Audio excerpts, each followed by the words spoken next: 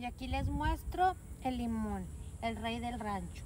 Miren la flor, se llama flor del azar, es una belleza y huele delicioso.